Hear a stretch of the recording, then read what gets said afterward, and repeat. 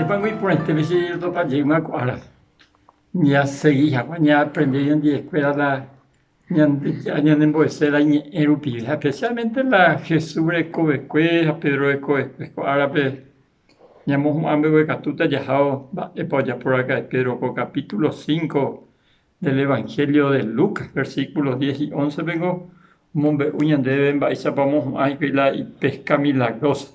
Pero más que todo, mombe uñan deben para Pedro ya paiteo paitemba ojo jamás Jesús la pescueri. A gente de pesa. Upesa veis Santiago a Juan se ve de hora que fuera, o moiruba Simónpe. Jesús catuje y Simónpe. Anire crille, coaguireron boeta, le no jamás de la pisape tape bahibi. Hay pono, omboya y cuay pe urembe upe y canoa cuera. Oje ya, o pamba jaojo Jesús ni. Cuando se llama escuela milagro tu hiciste reía. He iñandengo la coa cotapizar pues cuella y cora monda ya sufrimos hay necesidad.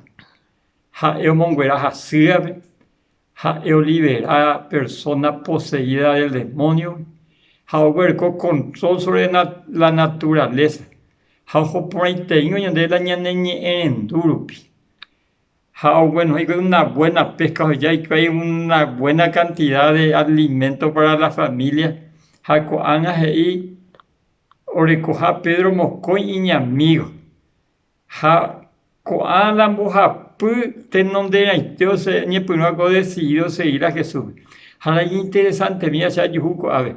Y Pedro oje ya paiteo ya porque ya de ya eso ya potan de huico anga da ahí de no es amar pira uicho co angare bueno es amar de la pizza vender huico está pescador de hombre no es amar de la pizza beta te va ahí a llevan el por interés japea Pedro acepta ambos que a seguir a Jesús deja sengo sangi porque vamos a seguir a Jesús ñamote donde sube gente y milagro ya experimentar ya de coger ña niñi en duque na sube se pea insistir tan de cada día porque de así ñande en duram ñande ya gato lleva leña de he y gato más ñanda viña bueno he peta peba ibi o mi ñande la pisao y coajina cañi hape haputum bube ñañe moñande ya pobre jaco árabe to lleva leña de he y coa por ave haisa año agua subne maraja tereja sapori Comarandukova onguajende de Radio Nuevo Tiempo Rupi